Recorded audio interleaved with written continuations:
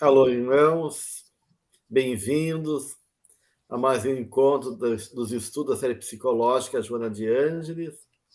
Hoje estamos com Daniel Campos e Adriana Lopes, com o tema Sofrimento no Além-Túmulo, o item 13.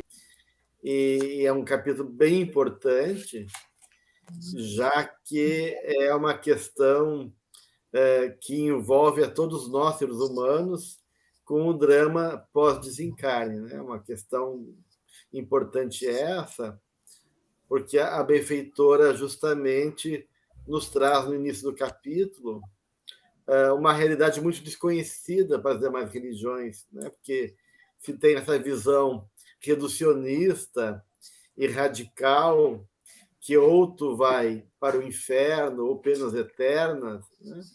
Ou tu vai para o céu de maneira ingênua, como ela coloca. Então, ela inicia o capítulo trazendo essa problemática e o quanto ela é importante, já que o drama que se vive pós-desencarne ele é muito complexo e variado. Então, a gente está abrindo já o capítulo aqui, convidando Daniel e Adriana para trazerem as suas colaborações em relação a esse tema. Boa noite a todos. É com muita alegria que estamos novamente aqui para podermos ampliar um pouco esse tema.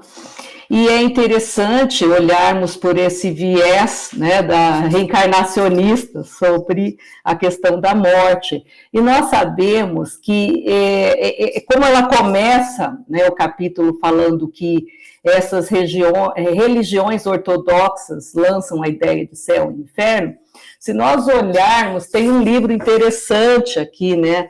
O livro Gênio Céltico.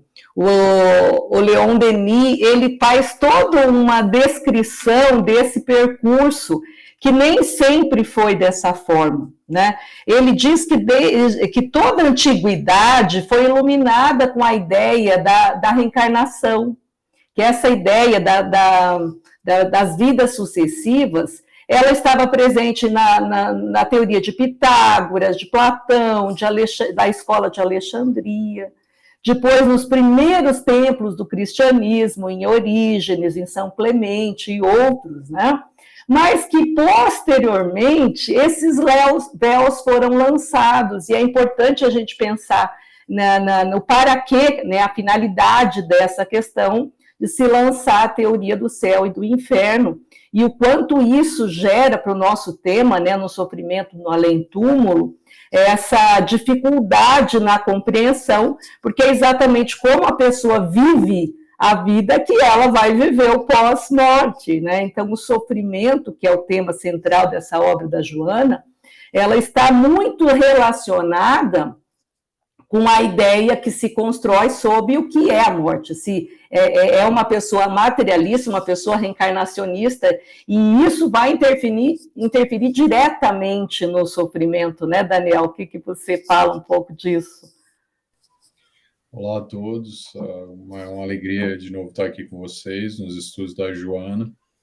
Adriana, eu acho super importante, né, que a Joana traz nesse capítulo, porque ela vem trazer os ensinamentos da doutrina, fazendo uma análise sócio-histórica, né, de evolução da consciência coletiva, que ela traz falando, né, do impacto que tinha a experiência religiosa quando havia o predomínio da consciência mítica, né, onde há um pensamento mágico e mítico que fazia uma leitura, né, a partir dessa lógica da experiência religiosa de céu e inferno, né.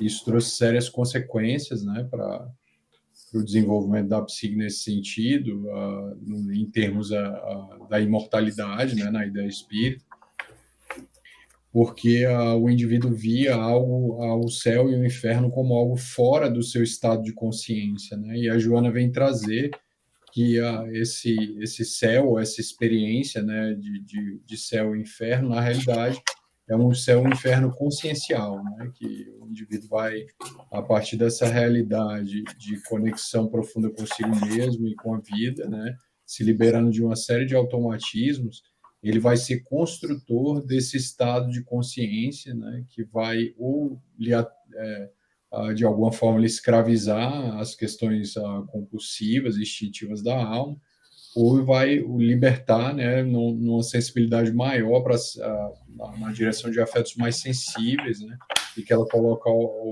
como uma proposta de libertação na vivência do próprio amor em si. É interessante que essas coisas vêm muito juntas, né, Daniel? Porque, de uma certa maneira, né, se o espírito não é maduro o suficiente e se alia nessa compreensão limitada da realidade espiritual, e quanto à religião, ela acaba também sendo uma fomentadora de sofrimento, porque eu desencarno inconsciente da realidade e condicionado a uma verdade ilusória que não existe, né? Joana, no capítulo 2, a gente viu no nosso estudo do livro Plenitude, os vários tipos de sofrimento, um dos condicionamentos. Então, a gente pode ficar condicionado a uma crença, e quando a gente desencarna, a gente pensa que vai ganhar o céu, né? Ou vai para o inferno, um jogo de autorrecriminação e culpa que não liberta, e essa visão reducionista, né? Mágica, né? E muitas vezes ingênua e severa, como a Joana coloca, acaba também sendo um elemento perturbador para as almas que desencarnam, despreparada frente à realidade espiritual, justamente porque a consciência delas imatura, elas quer acreditar nisso, ou fica dependente dessa visão, e isso, de uma certa maneira, vai também afetar a sua percepção da realidade de si mesmo e da própria realidade espiritual, né? E aí, com certeza, né, muita gente vai vivenciar, como a própria Joana fala no final do capítulo, né, imagens ideoplásticas que ela criou para ela mesma, né? Então, seja essa ideoplastia própria de uma compensação dela, que está fugindo do sofrimento e quer negar a realidade espiritual quando ela desencarna, ou porque ela está condicionada a uma imposição de uma religião que faz com que ela fique presa a essas ilusões e continua acreditando, quando desencarnou, nessas imagens que ela alimentou durante a vida a partir do discurso religioso. Tem um detalhe interessante que eu gostei, eu observei, que quando ela vai falar do sofrimento ante a morte, e no capítulo 12, né, e o sofrimento no além-túmulo, ela traz, para introduzir o capítulo, no 12, ela traz o parágrafo 35 do Anguttara Nikaya, que é uma escritura do budismo, né? E depois ela traz Kardec, no capítulo 13, fazendo essa introdução sobre o que acontece na morte, o sofrimento. E aí, se nós pensarmos, né, o para quê, qual a função dela trazer essas duas, né, uma mensagem do oriental, né, das doutrinas orientais, o pensamento oriental, e Kardec com esse pensamento, porque a gente tem que ver que ele é um descendente de um druida, né? Ele traz o druidismo, conforme Leon Denis coloca. Então, a gente vê que ela faz uma síntese, né, dessas doutrinas lá do passado, e o espiritismo acaba sendo o somatório de todas essas correntes para construir uma ideia de reencarnação sócio-histórica nesse contexto, onde aqueles povos eles viam a morte como algo natural, e o enfrentamento, né, ao contrário, ela até coloca que eles iam de forma muito, com uma coragem tamanha que acabavam até se arriscando e se expondo muitas vezes à morte, porque eles não tinham esse medo da morte, e automaticamente não havia tanto essa questão do sofrimento, né? Nem para quem ficava, porque via aquilo como natural e a possibilidade de se comunicar com esses mortos, mas essa questão de que a morte não existe. Então, esse pensamento, né, reencarnacionista, ele precisa ser retomado, e é essa função do espiritismo, onde ele faz esse encadeamento de todas essas filosofias, né, trazendo um somatório e uma ampliação de consciência coletiva para esse tema. E é interessante, né, porque isso vai mudar toda uma psique individual e coletiva a respeito da construção da própria existência, né, enquanto espírito imortal, porque à medida que o indivíduo vai se libertando das fantasias, né, ilusões que a mentalidade mística e mágica de alguma forma em predomínio, né, conduzir um indivíduo àquela realidade espiritual falaciosa, o indivíduo se vê a partir da lógica espírita, né, que vem ressignificando essa proposta ancestral, vem colocar a responsabilidade de construção da própria existência na mão do indivíduo, né? Fazendo com que exista não só uma experiência religiosa de frequentar uma instituição, de se vincular, né, a uma ideologia e internalizar aquilo, mas também uma proposta de uma necessidade urgente de um trabalho interior, né? De um mergulho interno, de conhecer essas leis, os automatismos que regem a partir dessas leis, para que o indivíduo possa ele mesmo esculpir ou bafejar esse céu ou esse inferno que ele mesmo vai respirar. É interessante dentro disso, quando tu falava da questão da consciência, né?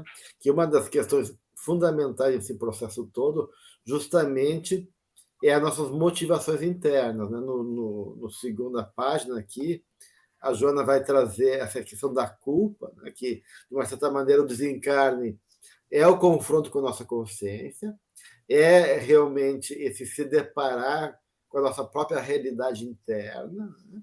E aí tem duas grandes questões aí que envolvem, diante de muitas vezes do susto que a gente toma frente àquilo que a gente parecia ser, ou de maneira se apresentava enquanto imagem para o mundo, e aquilo que a gente carrega dentro de si. Né? Ela fala assim, de que, de uma certa maneira, a gente não pode fugir da nossa consciência, e que a culpa acaba despertando o nosso ser para um conflito, né, que exige reparação. E aí tem duas questões importantes. Uma é o arrependimento, né, de tu poder se dar conta do teu equívoco, reconhecer ele, né, e o arrependimento sincero é a primeira parte do processo, mas ela coloca que esse arrependimento ele não não basta, né? Ela coloca aqui para poder buscar o reequilíbrio, de poder realmente se reconciliar consigo mesmo. É necessário a reparação mais tarde. E isso fica muito claro no livro Voltei, né, do irmão Jacó, aonde o Frederick Finger, que é o espírito, ele usa a opção do irmão Jacó. Ele foi um espírita muito atuante, né? Ele, ele trabalhou na Federação Espírita, dava passe, psicografava o receituário, uma pessoa que na gripe espanhola acolheu na sua casa os doentes, fez mais de 200 receitas por dia, foi também, doou um terreno, onde tem agora o Retiro dos Artistas, que ainda existe lá no Rio de Janeiro. Então, uma pessoa atuante, ele era voltado para a Casa Edson, que ele foi fundador, então foi um dos primeiros a buscar no Brasil o processo de gravações das músicas populares aqui no Brasil, né? Então, ele tinha vários contatos com o pessoal da arte, da música, e foi um grande espírito no sentido de ser atuante, né? Mas ele relata que é o passo a passo do momento do seu desencarne, né? E todas as sensações que ele teve, e da qual ele se surpreende, que a realidade que ele se depara foi totalmente diferente do que ele esperava, né? E aí ele fala assim, que está dividido em dois corações batendo. E ele sente um nevoeiro, e na medida que ele vai se confrontando com a sua consciência e vai examinando seus acertos de vida, ele consegue reconhecer o quanto ele era orgulhoso. Ele até tenta orar, mas não tem êxito. E mesmo sendo amparado pela filha desencarnada, é ver o quanto ele tem dificuldade de se desprender e poder realmente tomar uma autonomia, uma liberdade no plano espiritual. E quando ele consegue desencarnar, ele vê que não tem luz. E isso gera uma vergonha com ele, né? Porque ele não entendia como um trabalhador da série espírita, que foi atuante tantos anos durante a sua vida, podia ainda ter um espírito opaco, né? E ele vai se dando conta, então, que ele guardava muita inveja, que ele se considerava orgulhoso, era um espírito culto, mas orgulhoso, que ocupava altos cargos nas instituições espíritas, e não percebia dentro dele uma arrogância e um certo despreparo também com os tratos das pessoas. Então, a gente vê assim, o quanto muitas vezes a gente fica numa análise superficial da realidade, mas não atenta para essas motivações internas, que geralmente são elas que sustentam e nutrem nossa realidade interna. E muitas vezes a gente fica desavisado, e quando desencarna, o choque pode ser grande, né? Porque é bem claro aqui o que a Joana coloca, né? Que a morte apenas transfere os seres de posição, né? Vibratória para uma outra dimensão, mas eles continuam sendo o que são, ou seja, a gente vai carregar conosco tudo aquilo que faz parte da nossa realidade interna. Por isso do problema, né, da ideia de um céu ou de um inferno eterno, porque gera o medo do erro. Então as pessoas ficam com tanto medo de errar, então ele tem que ser perfeito. E nesse ser perfeito, ele vai negando esses lados sombrios, esse lado ainda egoísta, esse lado orgulhoso, né?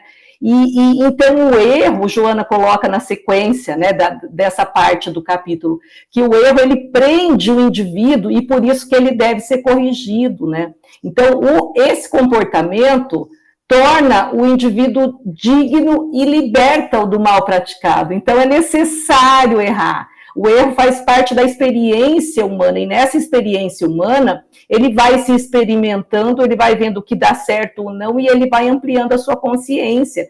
Mas quando se tem uma ideia de que existe, se eu não posso errar, porque se eu errar eu vou para um inferno eterno, a pessoa paralisa, então ela não tenta. Porque se ela tentar, ela erra, se ela errar, ela está sendo queimada eternamente no fogo do inferno.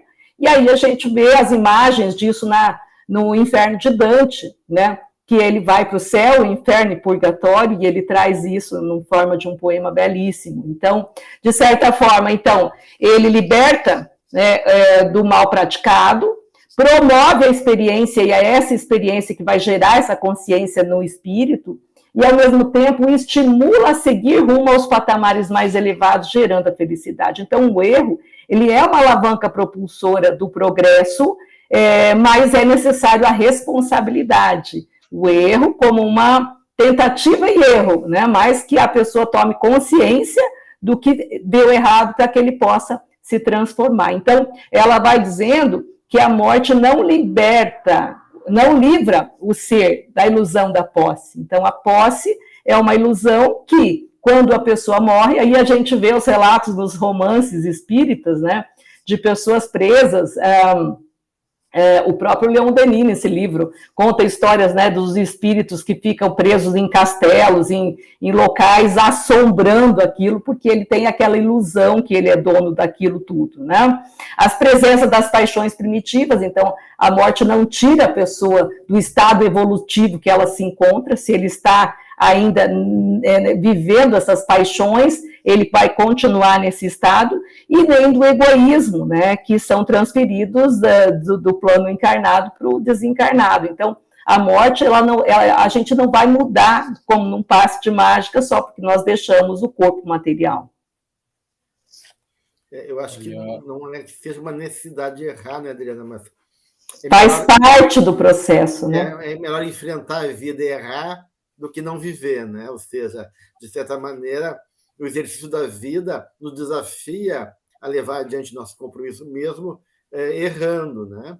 E o importante é justamente isso, é que a gente possa tomar consciência desse equívoco, né? Já para a gente poder realmente avançar, porque acho que duas grandes questões aí são muito comprometedoras frente ao desencarne. É tu querer fugir de ti mesmo, ficando na inconsciência, criando subterfúgios, vivendo na ilusão ainda daquele passado e preso em vibrações ligadas aos desejos, às vibrações dos prazeres, aos vícios que tu alimentou, e de uma certa maneira tu fica escravizado a esses pensamentos e vibrações que tu alimentou durante toda uma vida, né? Ou a revolta, né?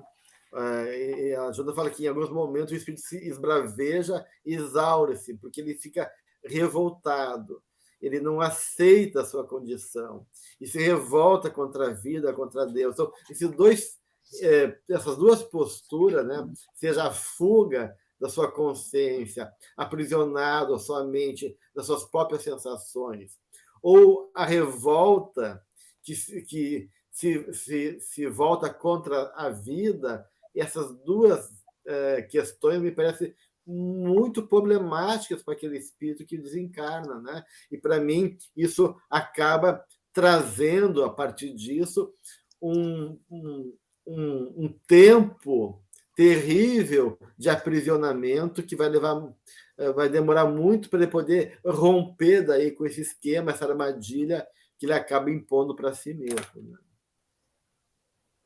E é interessante porque a partir disso, né,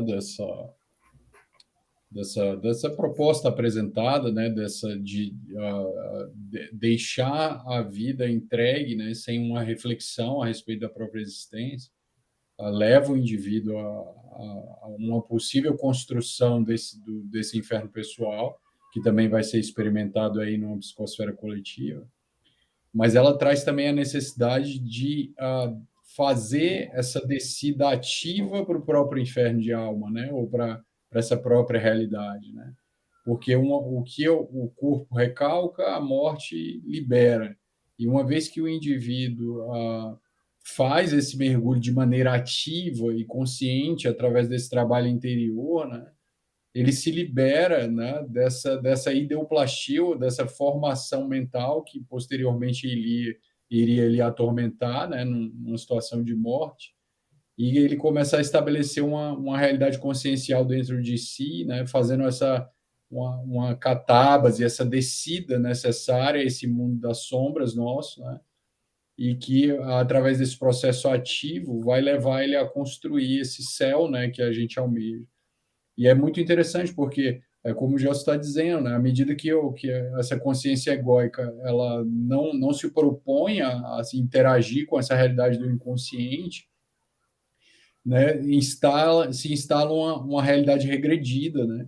A gente vai se relacionar com Deus a partir da imagem dos nossos próprios pais, né, de uma postura mais infantil, e que é caracterizada justamente por essa realidade de revolta, de resignação, né, dessa incapacidade de perdoar a si mesmo, né, caracterizada pela culpa, né, que ela mesma fala que é essa chaga aberta, né, que se abre.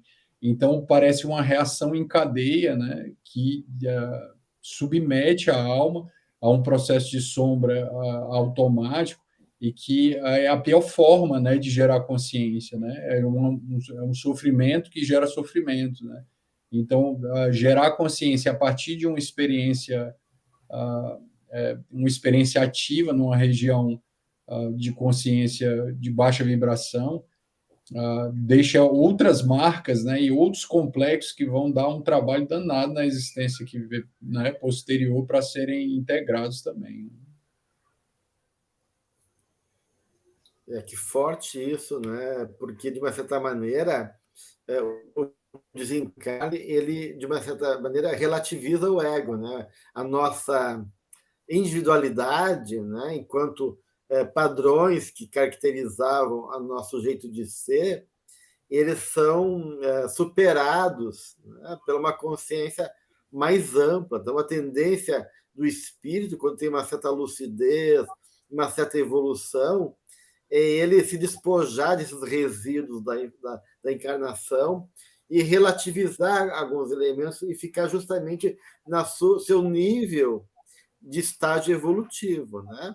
Então, alguns condicionamentos da nossa vida reencarnatória são superados quando a gente desencarna. Mas se ela coloca, se a pessoa realmente se está ligado a uma consciência inferior, atrasada, a Joana cita vários elementos aí, características, sou amante dos prazeres, pensamentos sinistros, licenciosos, egoísmo, ele acaba se colocando nessa densidade vibratória da qual ele estava encarnado. E aí, de uma certa maneira, esses elementos individuais que predominavam na sua encarnação não são rompidos, né? E permanecem aí no plano espiritual, da qual ele ficou habituado durante o processo orgânico da sua vida orgânica, e ele começa a rematerializar esses elementos, reatualizar isso na vida espiritual, e então vai perpetuando, escravizado, essas imagens e vida da qual ele nutriu durante a sua vida de encarnado. E aí que entra as formas ideoplásticas, que acabam aturdindo e criando um mundo só dele, né? Muitas vezes o espírito está lá ainda no século XVI, XVII, vendo as coisas, os prédios, os lugares, como ele via quando estava encarnado. O mundo já mudou, a realidade já é outra, e ele está tão fixado na sua própria realidade, na sua própria ilusão, que ele está impenetrável em relação ao confronto com a realidade, né? E aí ele fica lá, durante séculos, muitas vezes, preso nessa armadilha mesmo, né? Com medo de se olhar, né? Ou com orgulho, né? Porque a humildade é fundamental nessas horas, a aceitação, o reconhecimento, esse arrependimento, essa aceitação do teu equívoco, né? Para a gente poder realmente começar um novo caminho de superação, de transformação e reparação do nosso passado. E aí ela fala que tudo isso é decorrente da falta de amor, né? Que enquanto o indivíduo, o ser, o espírito ainda não despertou para o amor, ele vai sofrer, né? Ele vai ter esse sofrimento. E aí ela fala que o amor é a grande lei da vida, porque o amor estabelece o critério de justiça com igualdade para todos, tornando-se uma reação conforme a ação praticada. Então, o indivíduo quebra isso que o Gelson está dizendo, nessa repetição por muito tempo, né? Que ele fica nesse condicionamento atávico, preso a coisas por essa questão mental mesmo, do estágio de vibração dele, estágio mental, dessa ideoplastia que ele cria, né, um painel em torno de si, mas a partir do momento que ele desperta para essa lei maior, que é a grande lei da vida, que é a lei do amor, que aglutina as coisas, ele vai, então, entender que toda ação tem uma reação, né, e ele vai entrar nisso e perceber a importância dessa conduta mental e moral que ele tem. O Divaldo conta, né? Teve a oportunidade uma vez, ele trouxe uma história interessante, falando que um dos presidentes da FEB, né, não vou entrar muito em detalhe de nome, desencarnou, né? E logo que ele desencarnou, ele percebeu que estava espiritualmente num estado estável, né? Que de alguma forma dentro de uma realidade de consciência estabilizada ali, não num estágio de sofrimento, mas não necessariamente num céu conquistado. E à medida que ele foi ganhando lucidez no plano espiritual, ele começou a ouvir como se fossem choros e chamados, como se fosse uma espécie de um lamento, de um tormento, quase incessante dentro da cabeça, né, nos ouvidos. Ele ficava com aquela quase uma alucinação que não cessava. E ele não sabia por quê, né? Ele não se recordava de ter feito qualquer tipo de coisa negativa na encarnação na qual ele havia tido a experiência na federação. e ele resolveu buscar uma orientação com o espírito Bezerra de Menezes. Ele perguntou, né, por que ele estava passando por aquele transtorno psíquico, né, se o Dr. Bezerra podia dar uma orientação para ele poder tentar sanar, né, ter uma remissão daquele sintoma estranho que ele estava sentindo. E o Dr. Bezerra explicou para ele que ele estava escutando as vozes de espíritos que tinham mais de 1000 e poucos anos, e que ele havia sido um grande líder numa região do Oriente, e essas vozes eram de pessoas que tinham sido soldados, ou que pessoas que de alguma forma tinham liderado, ou até mesmo torturado em vários níveis, e que, para que essas vozes da cabeça dele cessassem, naqueles tormentos ali que já estavam há mais de milênios, ele precisaria ajudar a resgatar esses espíritos que estavam ali, né, para apaziguar aquela dor. Aí ele, em espírito, né, pediu para o Divaldo e para o Chico receber esses espíritos aqui na Mansão do Caminho, e o Chico também para adotar algum desses espíritos, né, para eles começarem a reencarnar. Eles chegaram como crianças abandonadas, né, e que foram acolhidos por essas instituições, tanto aqui na Mansão do Caminho, quanto lá pelo Chico, e só que eles nasceram muito grandes, com um corpo de guerreiro, assim, uma musculatura fora do comum, mas com sérios déficits cognitivos. Eles não conseguiam aprender a língua portuguesa, porque como eles ficaram milênios sem ter contato com a realidade egóica mais desenvolvida, eles não conseguiam assimilar o idioma, porque eles só tinham o dialeto no inconsciente. Então vieram com uma série de problemas cognitivos decorrentes dessa experiência do umbral e desse processo regressivo, né? Mostra como é importante, né, essa realidade desse mergulho interno, né, dessa necessidade dessa conscientização, que muitas vezes nós, espíritos, ficamos identificados com a tarefa religiosa e que funciona até mesmo como um recalque das nossas experiências de sombra, impedindo, né, essa conscientização. E não tem como fugir dessa consciência, né? Você vê, essa experiência milenária, ele teve que resolver isso mesmo depois de milênios. Né? E também, né, Daniel, quantas vezes o choque com a carne é importante. Muitas vezes, pela misericórdia divina, o espírito está tão tomado naquela inconsciência que é exigido, né, para ele o reencarne na matéria, justamente para tirar ele daquela auto-obsessão que ele criou para ele mesmo, né? Claro, ele vai carregar daí por estar muito preso ao passado, nessa nova encarnação, muitas vezes o condicionamento do passado, que vai se transformar em tendências, em conflitos, em culpas, em processos internos que vão interferir nessa encarnação atual, mas que, de certa maneira, é uma forma de poder, aos pouquinhos, ir drenando e desmanchando esses processos todos, né? Então, por isso que a Joana, acho interessante uma frase que ela tem aqui, né? Que é muito interessante, que ela diz: o sofrimento é a presença constante naqueles que se enganaram ou lograram prejudicar os outros. Então, de uma certa maneira, né? O sofrimento sempre vai estar presente quando a gente não realmente se conciliou conosco mesmo, com as pessoas que a gente prejudicou de uma certa maneira. Tem mais duas situações que a Joana coloca nesse capítulo que vão ser primordiais nessa questão do sofrimento no além-túmulo, que é a questão do suicídio e da eutanásia, né?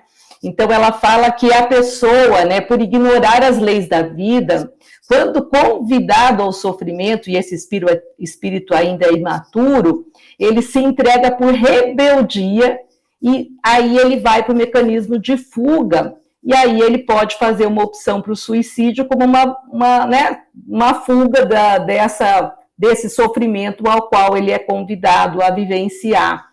E aí, as consequências desse suicídio podem ser muito grandes. Ele vai sofrer muito mais, porque ele vai poder vivenciar a dor que os familiares estão sentindo em decorrência desse ato que ele nem pensou nas pessoas que estavam à sua volta, né? Um ato egoísta, de um comportamento ainda inseguro, de um espírito imaturo, e ele, então, vivenciando a dor dos familiares, ele vai sofrer, ou ele sofre ou ele se revolta ainda mais, né? Depois, ele pode se tornar ainda um exemplo negativo, e nós sabemos o suicídio por contágio, que a cada caso que se divulga de forma errônea nos meios de comunicação, aparece de 5 a 7 novos casos em virtude desse suicídio de contágio. Então, ele sendo responsável, imagina isso, a cascata que não dá em termos de sofrimento. E, posteriormente, então, os problemas que recaem naqueles que ficaram. Então, às vezes, um problema financeiro, um problema onde essa família vai sofrer algumas questões por falta dessa pessoa na família. Então, esses dois fatores, né, o suicídio e a eutanásia, como fatores que também agravam o sofrimento no além-túmulo. É porque a libertação não vem com a morte, né? Ela fala justamente ninguém pense em morrer para libertar-se. A libertação vem justamente com o trabalho conosco mesmo. A liberação vem com o exercício de suportar as dificuldades da vida e, de uma certa maneira, se trabalhando. Eu posso até entender o desespero de uma pessoa que não consegue ver perspectiva e acaba, muitas vezes, optando nesse desespero de querer romper com tudo que aprisiona a ela numa fantasia de impossibilidade, né?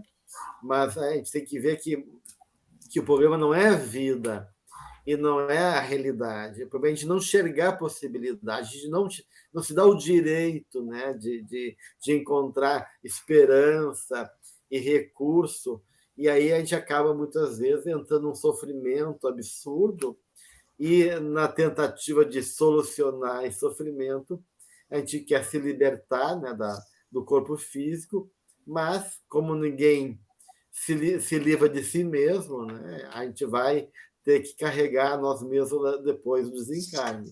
E aí a gente vai ter que se deparar com mais esse elemento de engano que a gente gerou para nós mesmos e o sofrimento que a gente gerou para os outros também, como a Adriana coloca, em função da atitude precipitada, né?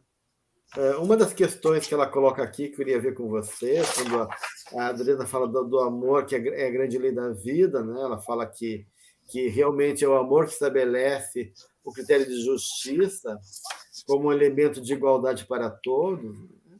E que, de uma certa maneira, nos confronta, então, dentro da lei de causa e efeito. E ela fala daí da importância da conduta moral e mental que a gente vai cultivando durante a vida, né?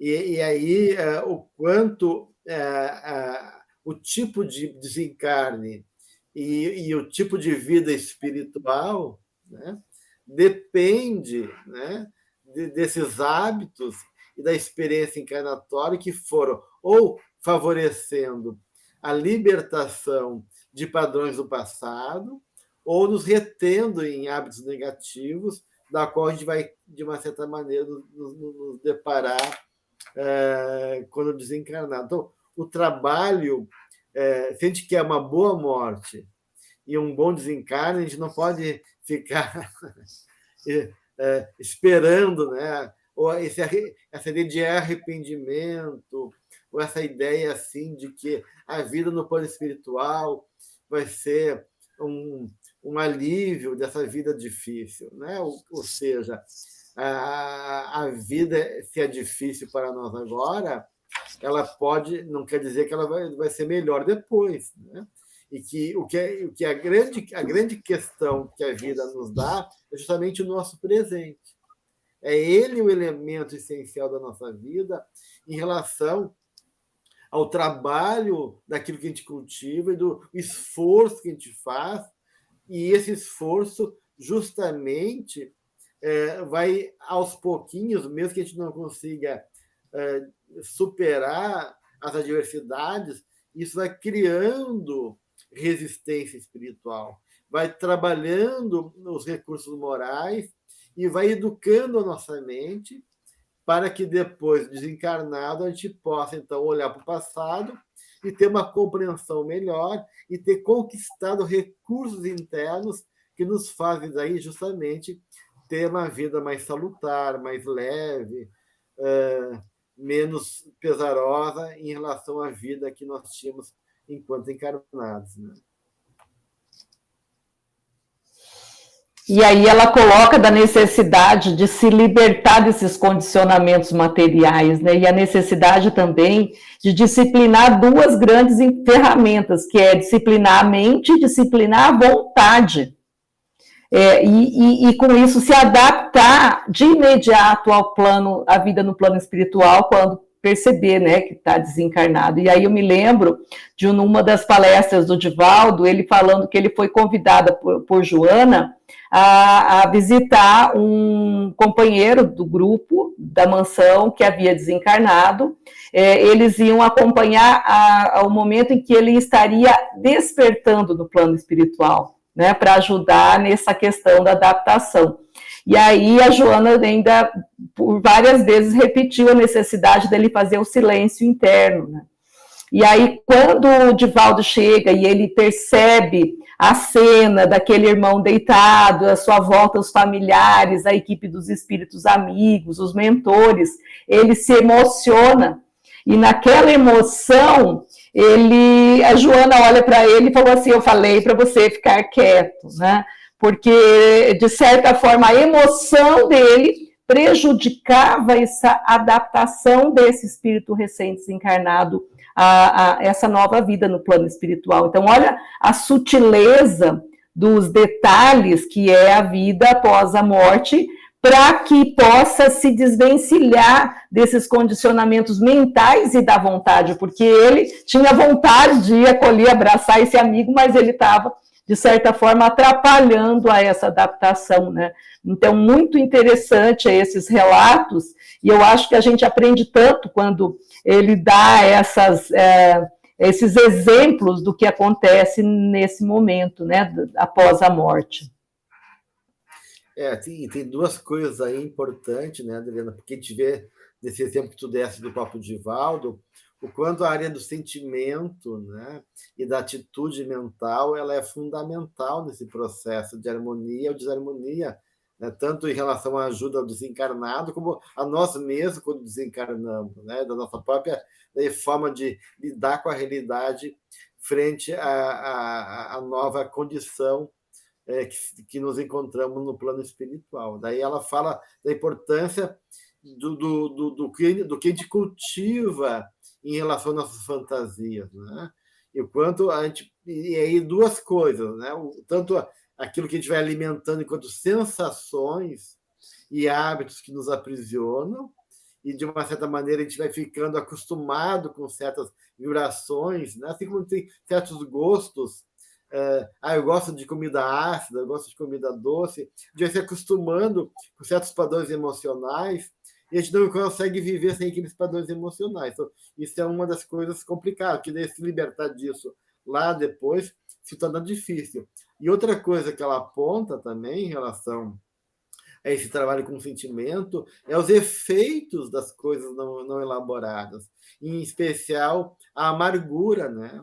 A questão do perdão, da reconciliação com nossos entes queridos, pela questão de alguma hostilidade, de alguma coisa mal resolvida com o passado, e quando a gente fica carregando daí ou amargura, ou raiva, ou culpa de processos que a gente não priorizou quando estava encarnado, e depois isso acaba sendo algo muito pesado para nós, né?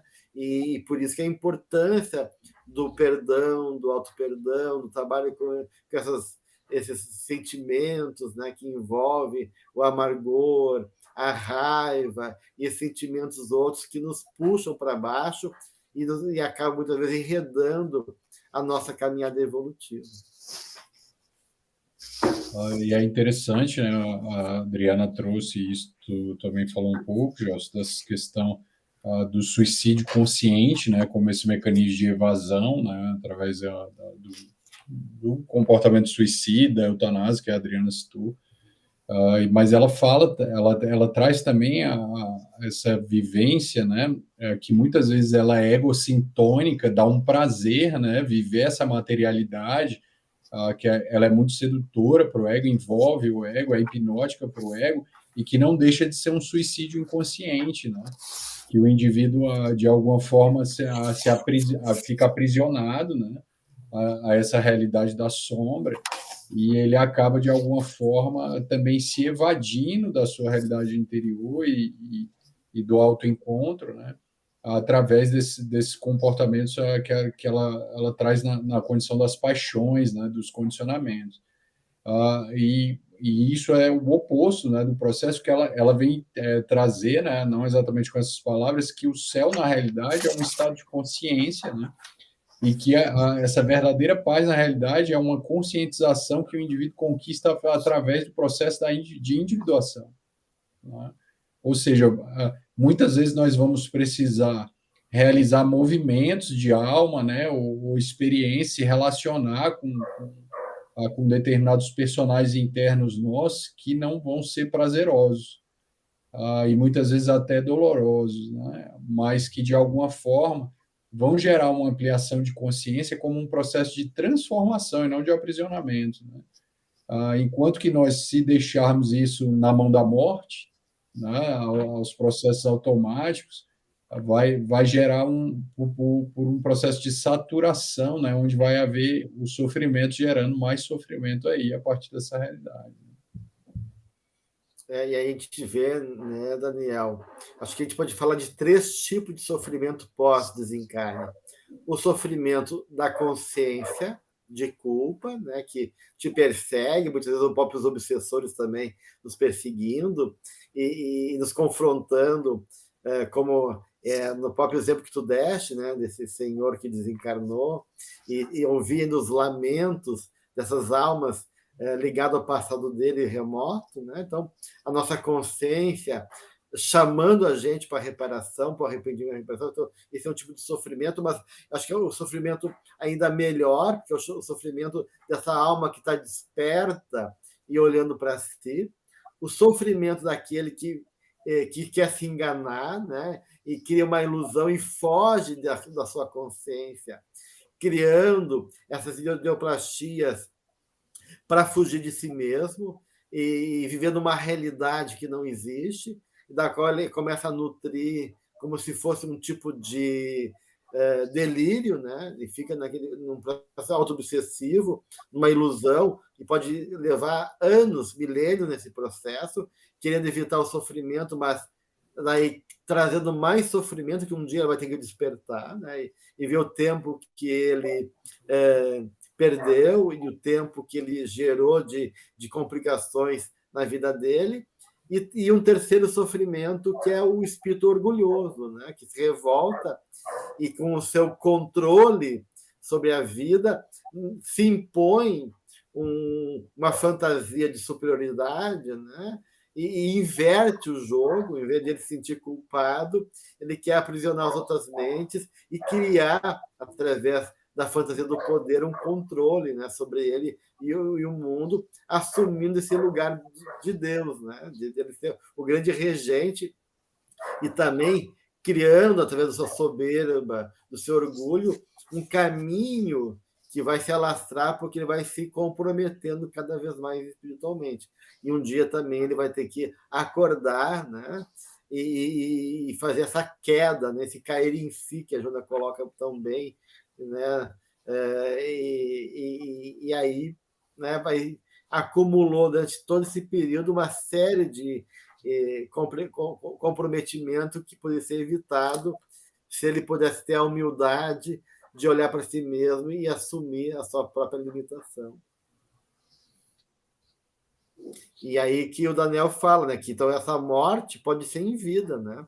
Se eu crio essa inconsciência e essa fuga quando encarnado, eu já estou morto para a vida, estou morto psicologicamente, né? Anestesiado em mim mesmo, fugindo da vida, criando ilusões, né? Então, de uma certa maneira, eu estou dissociado da vida. Então, é um certo tipo de suicídio inconsciente, ou mesmo aquele do André Luiz, que, no excesso de elementos que ele carrega, sobrecarrega o corpo e acaba precipitando o seu desencarne. Então, são vários tipos de suicídio possíveis aí, né? Um exemplo que a gente pode dar desse da ideoplastia do cotidiano, que é esse segundo tipo que você coloca, né, Gelson? É o filme Sexto Sentido, né, que o psicólogo ele cria aquela ilusão do prosseguimento, né, da vida, e aí ele continua atendendo os pacientes, ele vai visitar a mãe para falar da criança, e vai visitar a esposa, conversa com a esposa, mas a esposa não ouve, então ele cria... Então, olha que interessante, né? Então, a gente vê na arte, nos filmes, nos livros, no cinema, nos filmes, essa teoria mostrando, né, esse tipo de ideoplastia do cotidiano que o espírito cria, e ele acredita nessa ilusão que a própria, né, que é um apego à matéria, ele acredita que aquilo é real e ele fica preso nessa ilusão por muito tempo. Aquele filme Os Outros também é interessante, né? É muito rico também a dinâmica que ela cria para ela mesma, né? E que inverte a lógica. Ela acha que está encarnada e que os outros são desencarnados, né? E na verdade, quem está desencarnado é ela, né? É interessante. Não me recordo exatamente qual dos livros da coleção André Luiz, mas ele conta a história de um escritor, né, que ele estava escrevendo um romance e ele vitalizou tanto um dos personagens, que era uma espécie de um demônio, né, no livro, que ele plasmou, né, a imagem desse demônio que ele idealizava, que ele estava colocando na obra, e aquela imagem demoníaca acompanhava ele como uma forma de pensamento, à semelhança de um balão amarrado no pescoço dele ali, e que ficava acompanhando ele ali, né? Uma instrução super interessante, né? Que André Luiz traz até para entender as alucinações, né? As ilusões que a gente vive como sintoma psíquico, né? Falando em termos psicológicos, psiquiátricos. Então, a mente tem esse poder, né? Essa usina co-criadora, né? E tudo que a gente vitalizar, aquilo vai, de alguma forma, se materializar ali, né? Eu me recordo sempre quando eu me deparo nos livros, né? Com essas lições, eu lembro sempre da família Addams, né? Que tinha aquela nuvem em cima da casa, né? Todas as casas dos vizinhos tinha sol, né? Lá não tinha, né? Aquela casa meio sombria, assim. Eu acho que reflete bastante, assim, em termos mais cômicos, mas reflete a dinâmica da mente, né? A gente constrói nosso clima, né? Por isso que a Joana vai colocar aqui, né? Prosseguindo o ser, além da disjunção cadavérica, com a consciência de si mesmo, é natural que permaneçam nele impressas as sensações e emoções amplamente vividas. Né? E ela coloca aqui na página 145, na minha edição.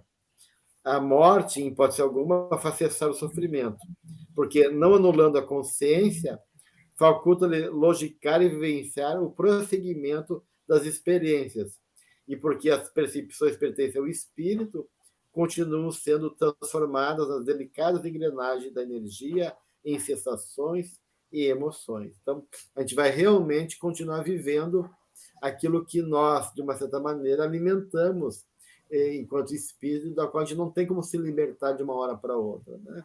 Então, o corpo vai embora, mas fica as nossas experiências, fica as nossas impressões, fica as nossas necessidades, ficam as nossas natureza enquanto aquilo que nos agrada, aquilo que, de uma certa maneira, alimenta a nossa alma, né? Onde está o nosso coração, está o nosso tesouro.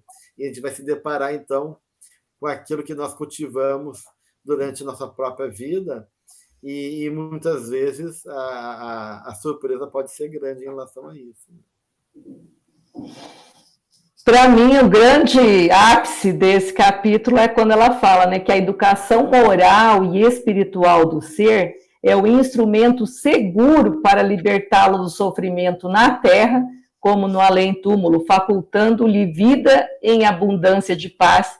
E aí eu lembro muito bem de Kardec falando, né, que é pela educação, mais do que pela instrução, que nós vamos transformar a humanidade. Então, a educação nossa, moral e espiritual, né, para que a gente possa se libertando gradativamente do sofrimento aqui ou no plano espiritual.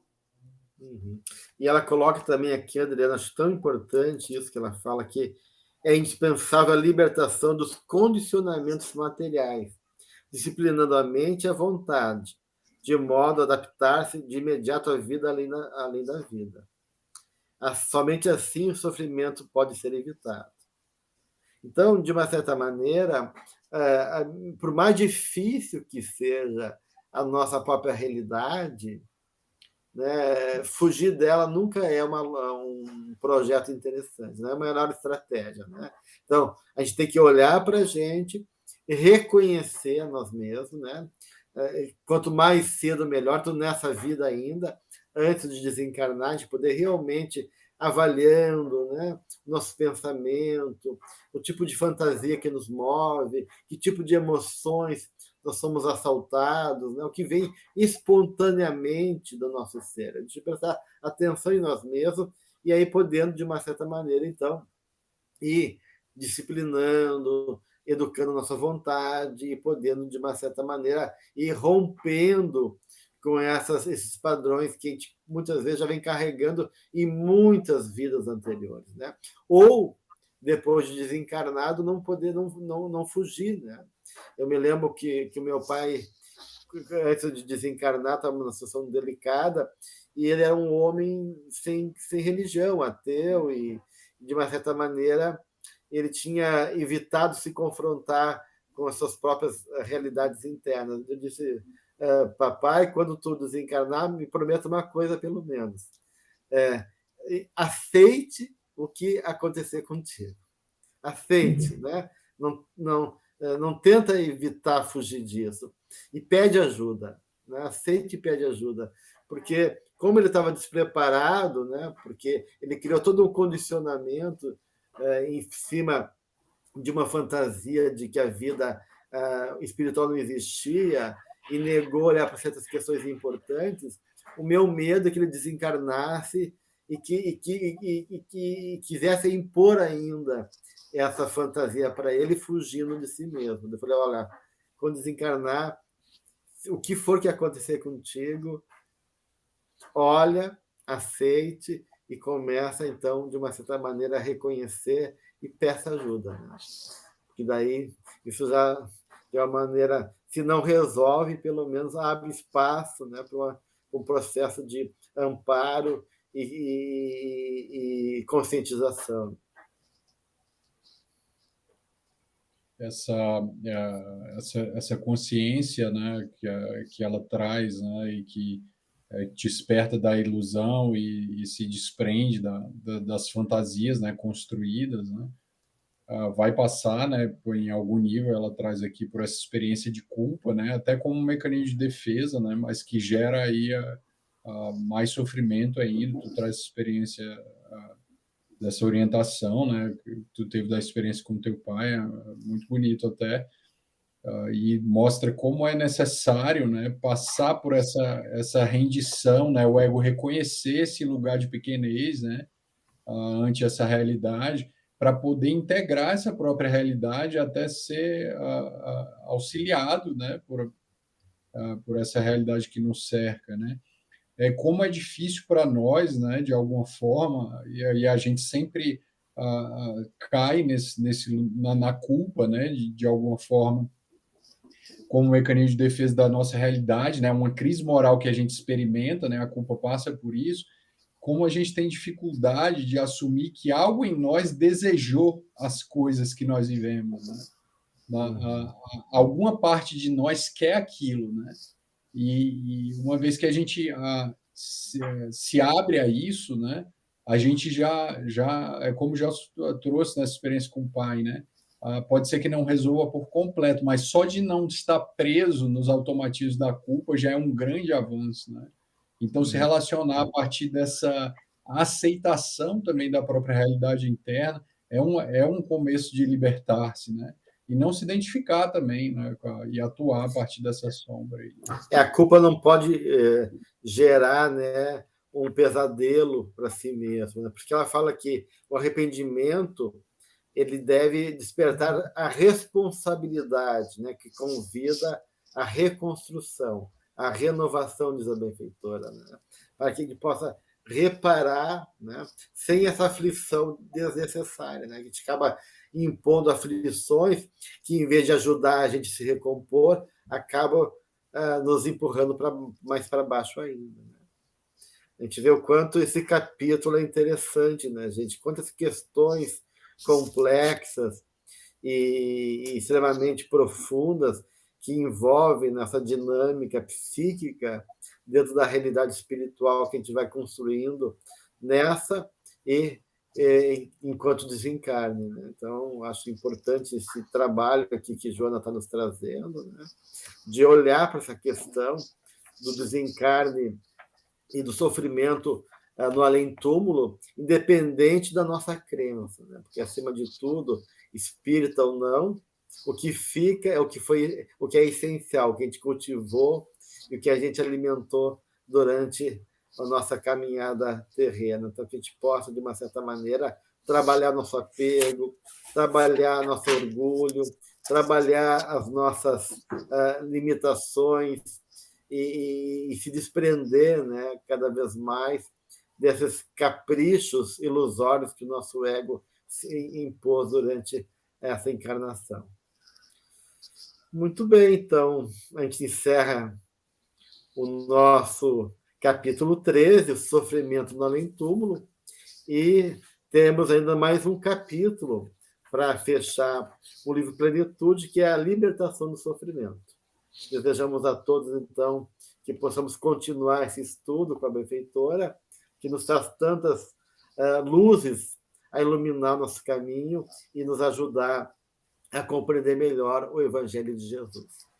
Um grande abraço a todos.